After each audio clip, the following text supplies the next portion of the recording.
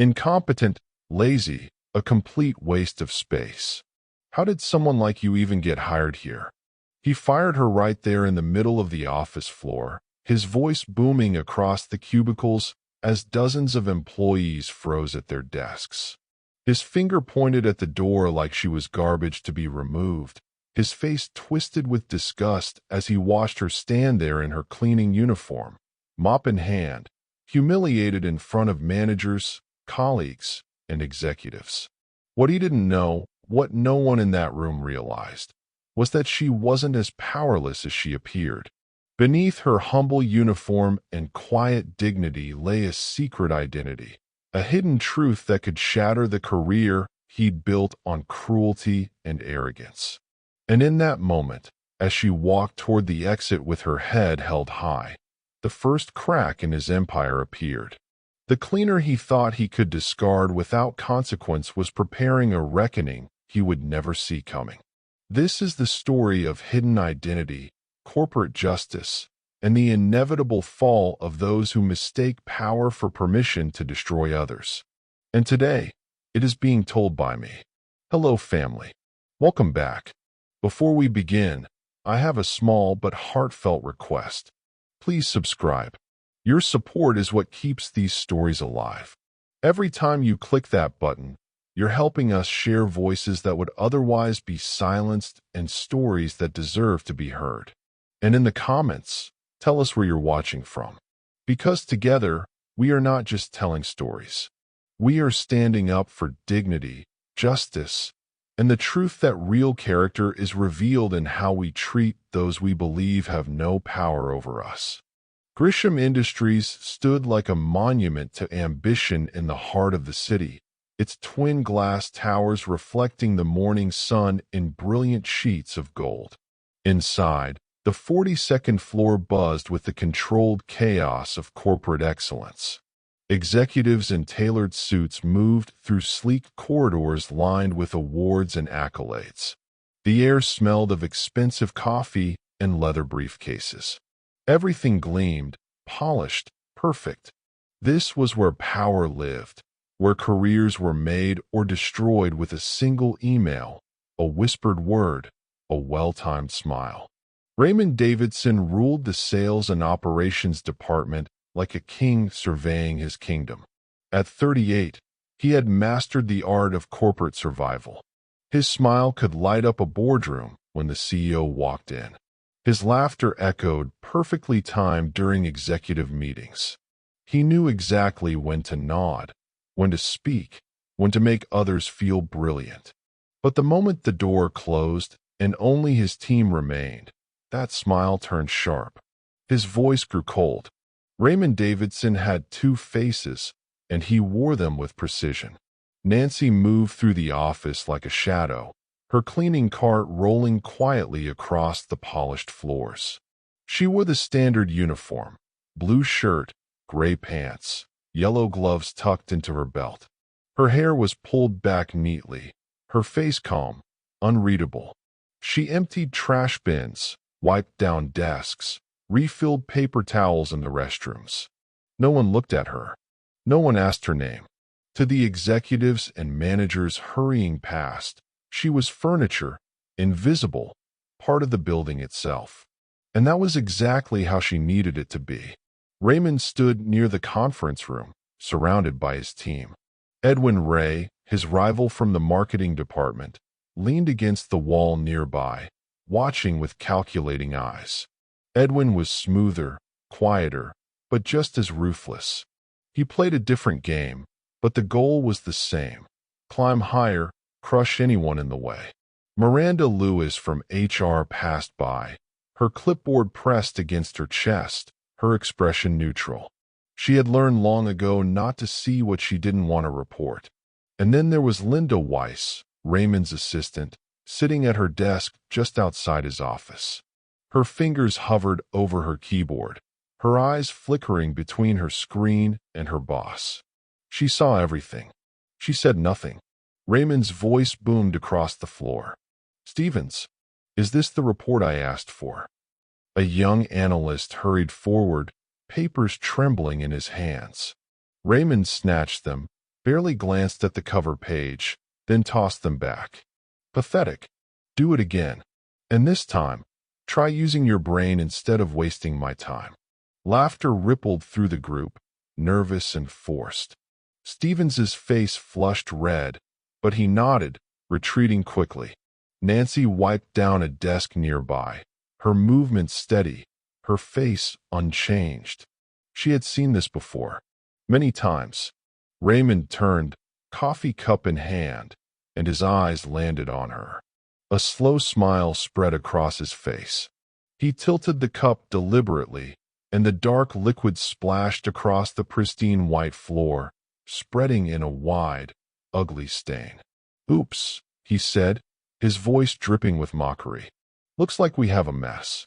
Nancy, isn't it? Clean this up. Now." Nancy set down her cloth and reached for her mop.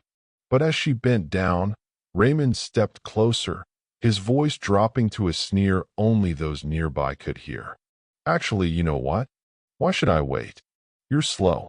You're careless. You're everything wrong with this company's hiring standards." He raised his voice, making sure everyone could hear. "You're fired. Get out." The office fell silent.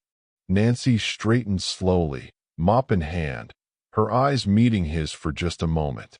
She didn't argue. She didn't cry. She simply nodded once, turned, and walked toward the elevator. Behind her, Raymond's laughter filled the air, triumphant and cruel. He had won again. Or so he thought. 3 months earlier, Gary Grisham sat alone in his corner office on the 75th floor, the city sprawling beneath him like a kingdom he had built with his own hands. But the view brought no comfort tonight. Spread across his mahogany desk were dozens of printed emails, handwritten notes, anonymous reports. All said the same thing. Something was rotting at the core of his company. Employees were suffering. Good people were being crushed. The culture he had worked 30 years to build was being poisoned from within. But every formal investigation hit a wall. HR found nothing. Managers vouched for each other. The system protected itself. Gary ran a hand over his face, exhausted. Then the door opened, and Nancy walked in, still in her graduate school sweatshirt, her natural hair framing her face in soft curls. She was 26, brilliant, and stubborn in the best way. She had her mother's eyes and his determination. "Dad, let me do this," she said, not for the first time. "Nancy, it's too risky. If anyone finds out." "They won't." She sat across from him, leaning forward. "You taught me that real leadership means seeing what others can't." "Well, no one sees the cleaners, Dad. No one. I can go in, observe everything, document the truth. You need evidence, not more rumors. Let me get it for you." Gary looked at his daughter, pride and fear warring in his chest. Finally, he nodded. 3 months. That's all. And the moment it gets dangerous, I'll tell you. She squeezed his hand. "I promise." Her first day, Nancy stood in the basement orientation room with 11 other new cleaning staff. The supervisor handed her the uniform, the ID badge with a photo that made her look tired and anonymous, the cart with supplies. She ran her fingers over the name tag. Nancy G. Not Grisham. Just Nancy.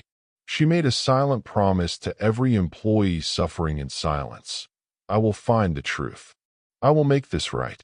Now, standing in the employee locker room on the 42nd floor, Nancy folded her uniform slowly, placing it in the small duffel bag she'd brought. Around her, other cleaners whispered, their eyes darting nervously toward the door. "Nancy, I'm so sorry," Maria said, her voice breaking. She was a single mother of 3, too afraid to lose her job to speak up. "He's done this before. To others. Nobody stops him." "It's okay, Maria." Nancy zipped the bag. "Really, it's not okay," Derek muttered from the corner, a veteran cleaner with silver in his beard. "But what can we do? They always win." Nancy slung the bag over her shoulder and walked out into the parking garage. The fluorescent lights hummed overhead. She pulled out her phone and dialed. He answered on the first ring. Nancy. Her voice was steady, calm, but underneath it, steel. I found our problem, Dad. His name is Raymond Davidson. Raymond loosened his tie and raised his glass, the amber whiskey catching the low light of the executive lounge. Edwin Ray sat across from him, swirling his own drink, his expression unreadable as always. The lounge was exclusive, reserved for department heads, and above, all dark wood and leather chairs that smelled of money and secrets. To decisive leadership, Raymond said with a grin, and they clinked glasses. Sometimes you have to make examples. Keep people in line. Edwin's lips curved slightly. That cleaner didn't stand a chance. Though I'm surprised you bothered. Most people would have just ignored her. That's the difference between most people and me. Raymond leaned back, supremely confident. I don't ignore anything. Every interaction is an opportunity to establish dominance, to remind everyone where they stand. You crush threats early, no matter how small. You make allies of those above you. And you make sure everyone below you knows exactly who holds their future in his hands. Edwin studied him for a moment. And the VP position? Raymond's eyes gleamed. It's mine.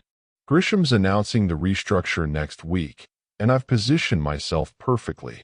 The numbers are good, my team delivers, and I know exactly who's favored to court. He took another sip. This is a game, Edwin, and I always win. 6 months ago, Raymond had stood in the same office where he'd fired Nancy, watching a junior analyst named Kyle Chin present a revolutionary customer retention strategy. Kyle's hands shook slightly as he explained the algorithm, the projected revenue increase, the market advantage. Raymond listened, nodded, asked a few questions. Then he thanked Kyle and sent him home. The next morning, Raymond presented the exact same strategy to the executive board, his name on every slide, his voice confident and commanding. When the applause came, he soaked it in. Kyle found out 2 days later when he saw the company-wide email praising Raymond's innovative thinking. Kyle had come to Raymond's office, confused, hurt. Raymond had closed the door and spoken quietly. This is how the world works. You create, I execute. You get a paycheck, I get recognition. Don't like it? There's the door. Kyle had stayed. They always did. Now, Raymond sat in Miranda Lewis's office, her desk cluttered with files and compliance forms. Miranda was in her 50s, efficient, and understood the unspoken rules of corporate survival. The cleaner I terminated this morning, Raymond said casually. Nancy, if she files any kind of appeal or complaint, I need you to handle it. Miranda didn't look up from her computer. On what grounds should I dismiss it? Poor performance. Insubordination. Take your pick. He leaned forward slightly. Miranda, you and I both know how this works. I deliver results. The company values results.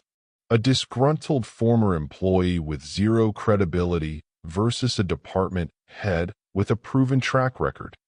He spread his hands. There's no contest. Miranda's fingers paused on her keyboard, then resumed typing. I'll handle it. I knew I could count on you. Raymond stood, straightening his jacket. As he reached the door, he glanced back, his smirk sharp and satisfied. People like her are replaceable. People like me are indispensable.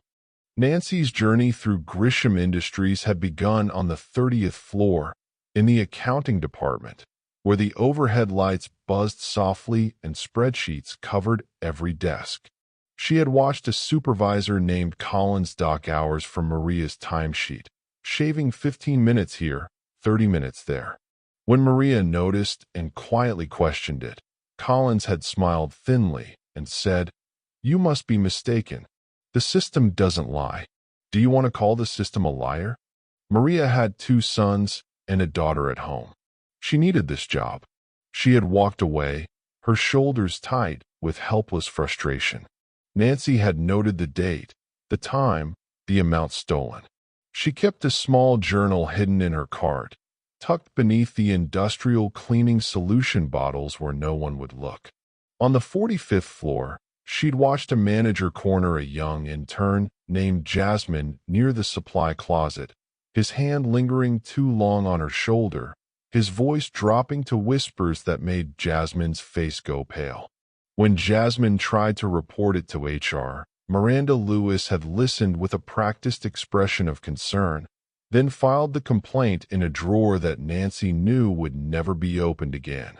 "These things require evidence," Miranda had said. "Without witnesses or proof, it's just he said, she said. You understand." Derek had worked for Grisham Industries for 17 years. Nancy had met him during her second week, and he'd shown her the most efficient routes through the building, which supply closets were fully stocked, which managers left their offices unlocked. He was kind, hardworking, and invisible. Nancy had seen his name on an internal promotion list 3 times over the past months, and 3 times he'd been passed over for younger candidates with half his experience. "They don't promote people like us," he'd told her once, emptying a trash bin. "We're supposed to stay where we are. That's how they like it." Linda Weiss had perfect posture and tired eyes. Nancy had noticed her during the first month, the way Linda's jaw would tighten when Raymond raised his voice, the way her fingers would pause over her keyboard when he humiliated someone. Linda was caught in a trap Nancy recognized immediately. She saw the cruelty, but her mortgage depended on her silence. It was during a late-night cleaning shift, the office empty except for a few workaholics, that Linda had finally spoken to Nancy. She'd stayed late finishing a report Raymond needed first thing the next morning, despite giving it to him 3 days earlier and him ignoring it until now. "You don't deserve how he treats you," Linda had said quietly, watching Nancy wipe down the conference table. Nancy had looked up, surprised. "It's just a job." "No, it's not."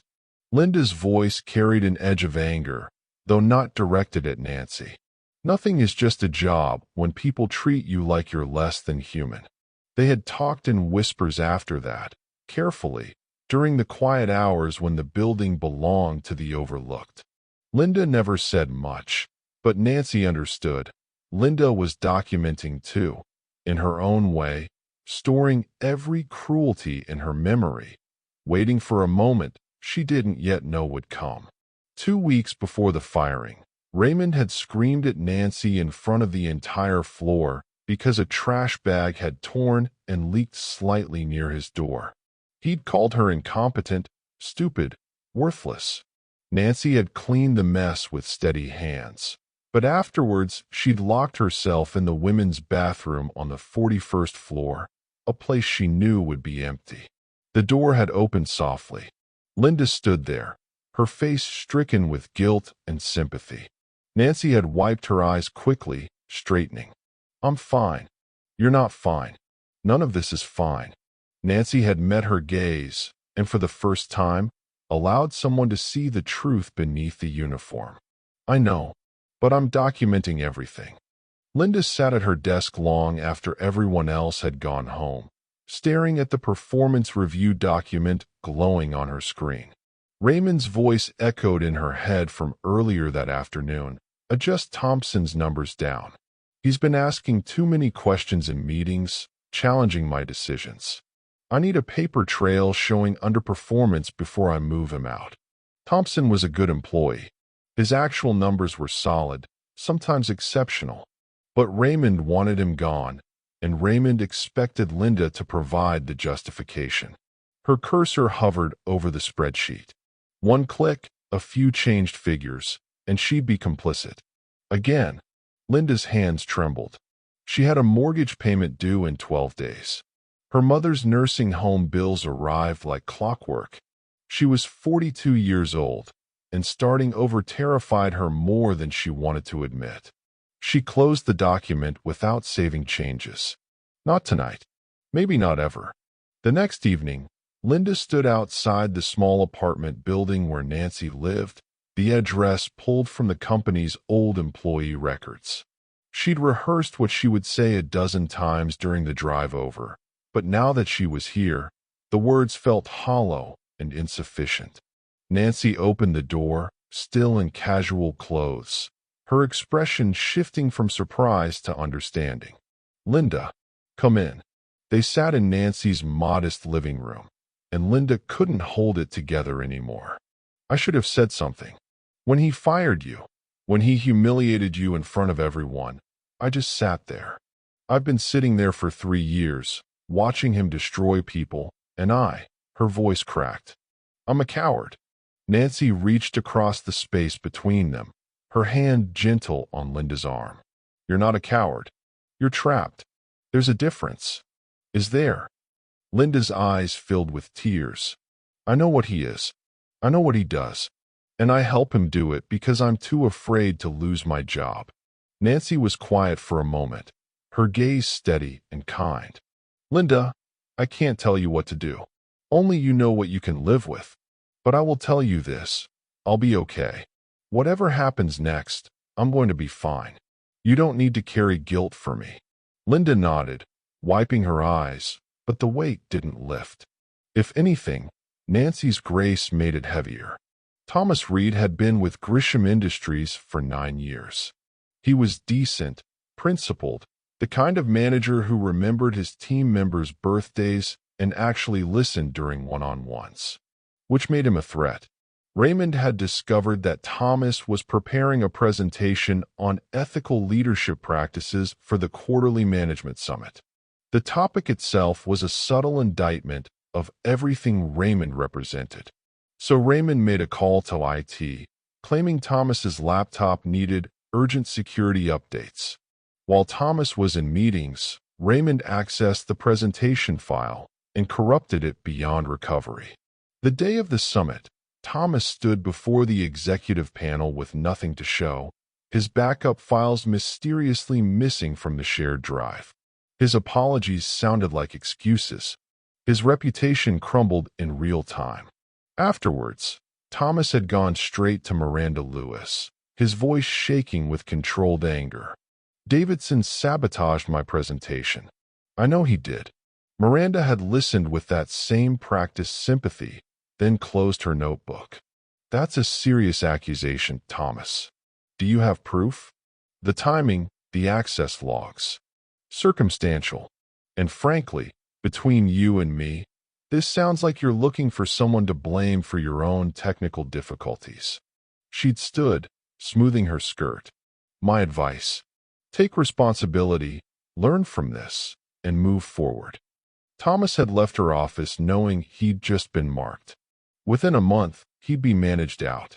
That night, Linda sat in her car in the Grisham Industries parking garage, her phone in her hands. She opened a new note and began typing, documenting every incident she'd witnessed, every falsified report, every crushed employee, every moment of cruelty she'd enabled through her silence. She couldn't undo the past, but she could stop being part of the future Raymond was building, even if it cost her everything. Raymond stood before the full-length mirror in his office, adjusting his tie for the 3rd time. He'd been rehearsing for days, perfecting every word, every gesture, every calculated pause. "Leadership isn't about authority," he said to his reflection, his voice warm and inspiring. "It's about empowerment. It's about creating an environment where every team member feels valued, heard, and equipped to reach their full potential." He smiled, satisfied. The words sounded perfect. They always did. An hour later, he stood before the senior leadership team in the main conference room, delivering that same philosophy with passion and conviction. The executives nodded approvingly. "Our people are our greatest asset," Raymond continued, his hand over his heart. "And my vision for this company is built on respect, collaboration, and a commitment to lifting others up as we climb." The applause was genuine. Raymond had mastered the language of modern leadership. He knew which buzzwords resonated, which values to invoke, which emotions to perform. And when the meeting ended and executives shook his hand, telling him his vision was exactly what Grisham Industries needed, Raymond knew he'd won them over. But back in his department, away from executive eyes, Raymond cornered a junior associate named Peters who'd missed a deadline by 2 hours. "You're pathetic," he hissed, his voice low enough that only Peters could hear. "You think this is acceptable? You think I'm going to carry dead weight? Fix it, or I'll make sure everyone knows you're the reason this team fails." Peters had worked until 3 in the morning, terrified and exhausted. Edwin Ray watched from a distance, his jaw tight with frustration. He'd been gathering whispers, collecting rumors, trying to piece together a case against Raymond. But whispers weren't evidence, and everyone who might speak up was too afraid. Edwin had approached 2 employees who'd been victims of Raymond's abuse, but both had refused to go on record. "He'll destroy me," one had said. "You don't understand what he's capable of." Edwin understood perfectly. He just couldn't prove it. The email arrived on a Thursday morning, marked urgent, from Gary Grisham himself. "Leadership restructuring meeting, next Wednesday, 10 a.m. Executive boardroom. Attendance mandatory for all department heads." Raymond read it 3 times, his heart racing with anticipation. This was it. The announcement. The VP of Operations position had been vacant for 2 months, and Raymond had positioned himself as the obvious choice. His numbers were strong, his reputation polished, his network secure. Grisham wouldn't be able to overlook him. He forwarded the email to his personal folder, labeling it Promotion Day. Edwin received the same email and felt his stomach sink. He'd failed to build a case in time. Raymond was going to win. That afternoon, Raymond strolled into Miranda's office with the confidence of a man who'd already claimed his victory. He didn't sit, just leaned against her desk with casual authority. "Next Wednesday," he said, unable to hide his smile.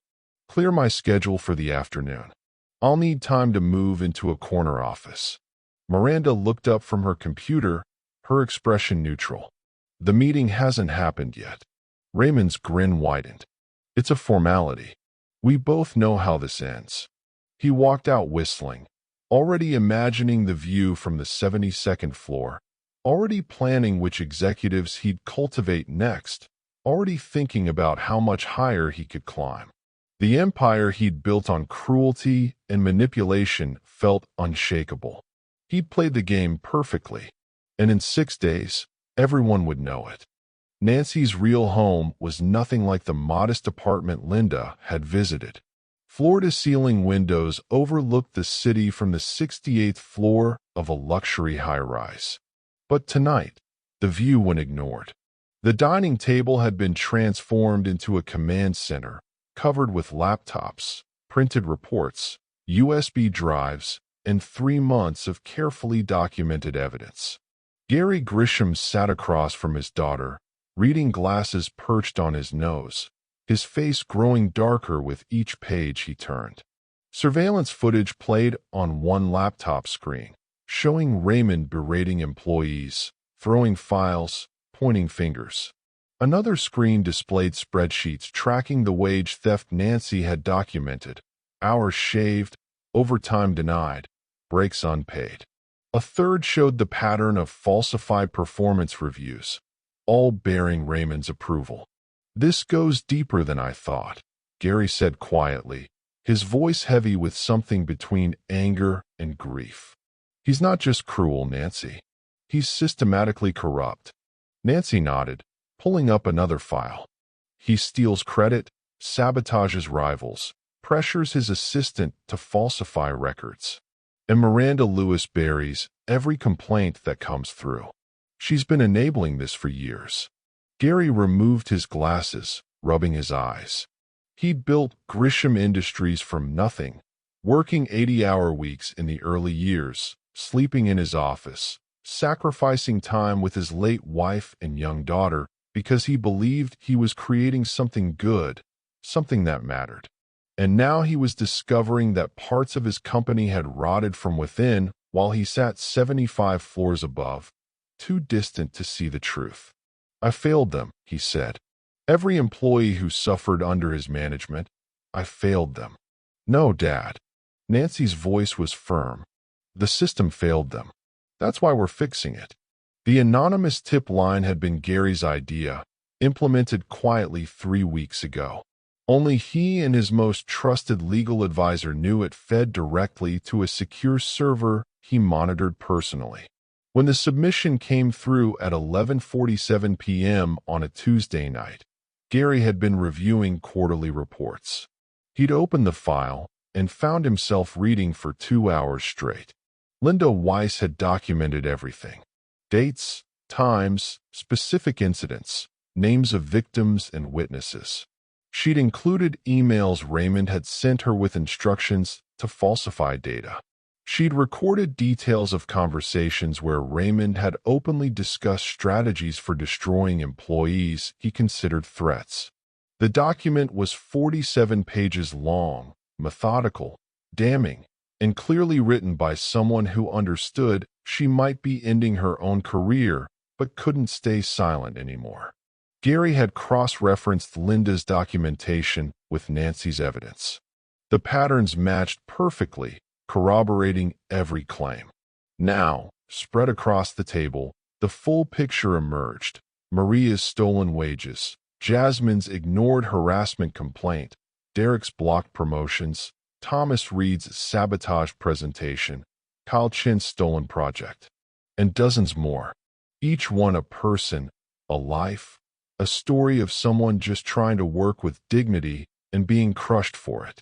17 employees have left the company in the past 18 months from Raymond's department alone, Nancy said, pulling up the HR data. Exit interviews all cite, seeking new opportunities. But I tracked down 5 of them. They all have the same story. Raymond made their lives unbearable until they quit. Gary stared at the mountain of evidence, his jaw set. Wednesday's meeting was supposed to be about the VP promotion. Raymond thinks he's getting it. I know. Nancy met her father's eyes. That's why the timing is perfect.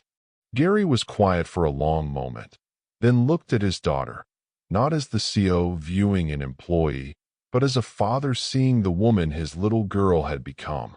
Strong, principled, willing to endure months of humiliation to protect people she didn't even know. Are you ready for this? He asked softly. Nancy's expression didn't waver. I've been ready since he fired me. The executive boardroom on the 75th floor was all glass and steel, designed to make people feel either powerful or exposed depending on which side of the table they sat. Raymond Davidson walked in at exactly 9:58 a.m., 2 minutes early, his suit perfectly tailored, his smile confident and warm.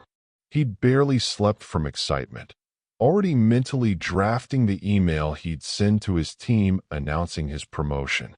Gary Grisham sat at the head of the long table, his expression unreadable, his hands folded in front of him. Around the table sat 8 other executives: the CFO, the chief legal officer, the head of corporate strategy, and several VPs from other divisions. Some had worked with Raymond and found him impressive. Others had heard rumors that made them uncomfortable but had never seen proof. Raymond, thank you for joining us, Gary said, his tone professional and neutral. Please have a seat. Raymond sat, straightening his jacket. The energy in the room felt formal, but that was to be expected for an announcement of this magnitude. He cleared his throat, launching into the speech he'd rehearsed. I want to start by saying what an honor it is to be here today. Over the past 5 years, I've dedicated myself to building not just a high-performing team, but a culture of excellence, respect, and collaboration. My vision for leadership has always been people first, empowering individuals, fostering innovation, and creating an environment where everyone can thrive. His voice was smooth, practiced, inspiring. I believe that great companies are built on great people, and I'm committed to taking that philosophy to the next level in whatever capacity I'm asked to serve." A few executives nodded. Gary's expression didn't change. "Tell me, Raymond," Gary said, leaning forward slightly, "how would you assess employee satisfaction in your department?" Raymond didn't miss a beat. "Employee satisfaction is one of my top priorities. We've implemented regular feedback loops, professional development opportunities, and open-door policies that encourage transparent communication. Our engagement metrics have been consistently strong, and retention rates demonstrate that people want to be part of what we're building." It was a perfect answer. Vague enough to sound good, specific enough to seem credible, completely fabricated. Gary nodded slowly. "Interesting. And how do you handle employees who underperform or don't meet expectations?" "With coaching, clear communication, and accountability frameworks designed to help them improve. Of course, sometimes difficult decisions have to be made for the good of the team, but I always approach those situations with fairness and documentation." The CFO glanced at Gary, sensing something beneath the surface of these questions. Gary stood, walking slowly toward the windows. "Raymond, before we proceed with today's agenda, I'd like to introduce someone." Raymond's brow furrowed slightly, but his smile remained. "Of course." Gary pressed a button on the conference phone. "Send her in." The double doors opened. Nancy walked into the boardroom wearing a tailored white suit, her hair styled professionally, her posture confident and commanding. She looked nothing like the cleaner Raymond had fired. She looked like exactly what she was: powerful, educated, and in complete control. Raymond's smile faltered. His eyes narrowed in confusion, trying to place her. Then recognition hit like a freight train, and the color drained from his face. Nancy walked to the opposite end of the table, standing directly across from him, her eyes locked on his. "Hello, Raymond," she said, her voice calm and clear. "I believe you fired me last week." The room went silent. Raymond's mouth opened, but no sound came out. His hands gripped the armrests of his chair. His mind raced, trying to understand what was happening, trying to find an explanation that made sense. But there was no explanation that would save him. The truth was standing right in front of him, and it was about to destroy everything. Nancy opened her laptop, connecting it to the boardroom's display system. The large screen behind her flickered to life. "For the past 3 months," she began, her voice steady and clear, "I've been working undercover as a cleaner in this company.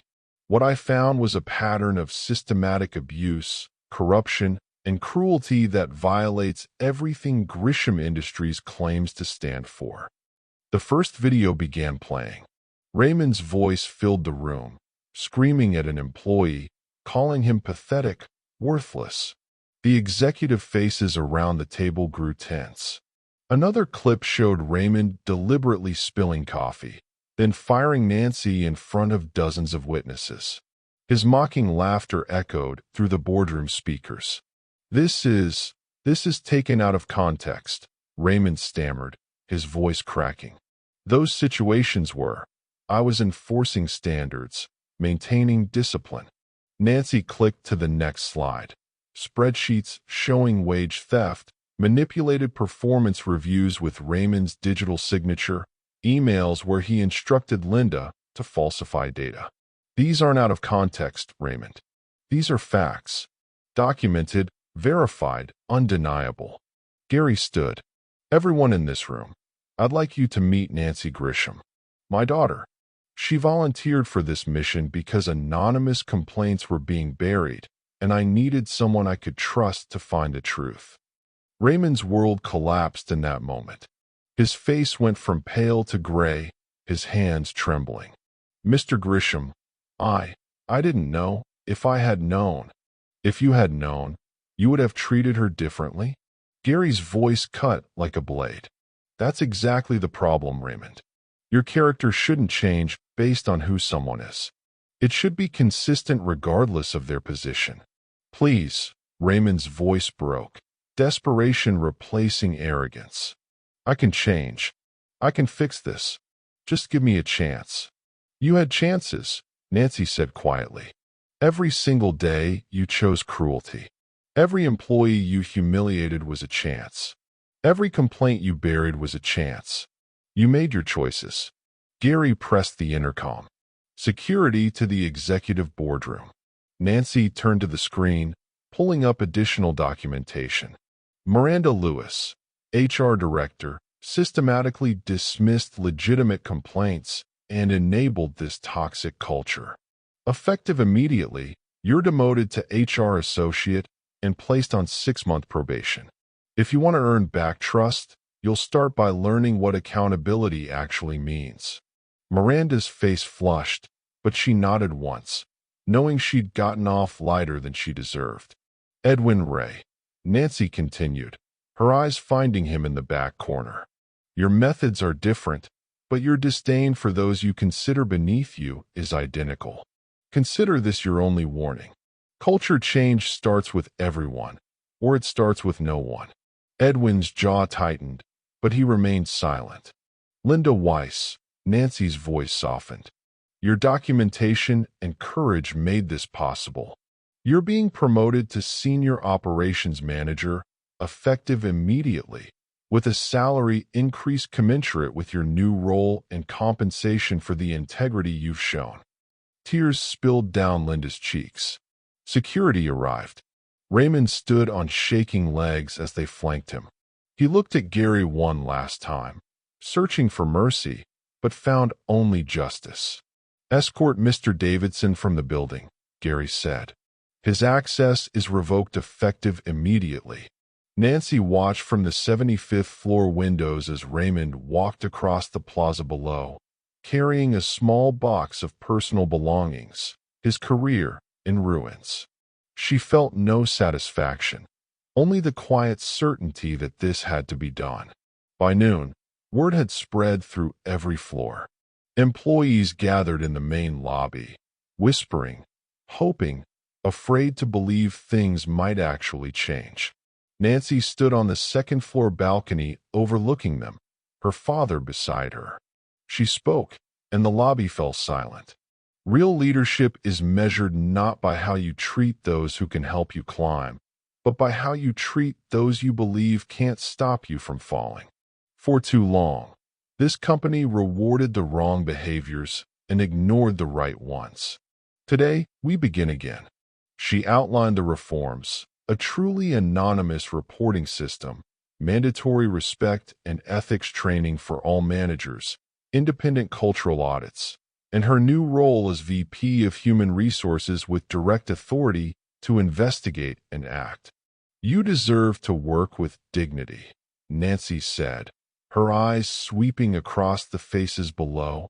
Maria, Derek, Thomas Reed, who'd been quietly reinstated that morning, and dozens of others who'd suffered in silence. And I promise you, that starts today. The applause began slowly, then built like a wave, echoing through the glass atrium. Hope, fragile but real, returned to Grisham Industries.